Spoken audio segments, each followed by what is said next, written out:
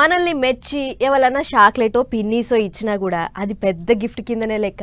అట్లా మన పతారా మనకున్న ఇల్వను బట్టి రూపాయి కాడ నుంచి మొదలేసుకుంటే వేలు లక్షలు ఇల్వ చేసే గిఫ్ట్లు కూడా ఇస్తుంటారు. అట్లనే రష్యా అనే బయటి దేశాల్లో కూడా ఒక ఆయన లక్షల రూపాయల గిఫ్ట్ ఇవ్వబోయిండు.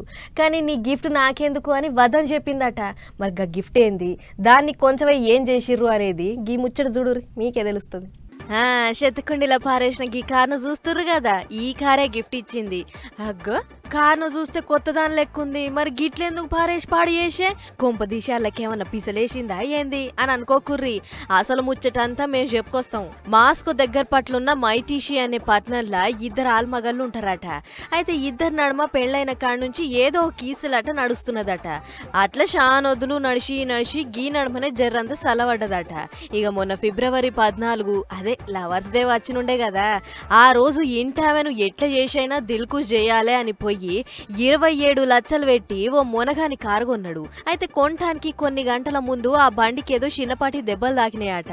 గంతే సోటలు పోయిన బండి తెచ్చినావు నాకేమొద్దు పో అని తెగేసి చెప్పిందట. దీంతో అన్న కోపం నశాలానికి చేరింది. నాకే లేదు గింత మంచి కారు, అసొంటిది నీకోసం లక్షలకు లక్షలు పోసి కొంటే నువ్వు వద్దంటవాయే అని తెచ్చిన కారు సీదా దంచుకపోయి గిట్ల శతకుండీల పడేసిండు.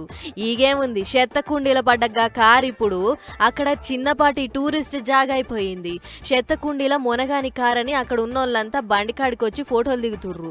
అయితే కార్ పారేసి 2 వారాలు అవుతున్నా కూడా ఏ అధికారి అసంట రాలేదు. కార్ గిట్లెందుకు పడేసిర్రు అని అడగలేదట.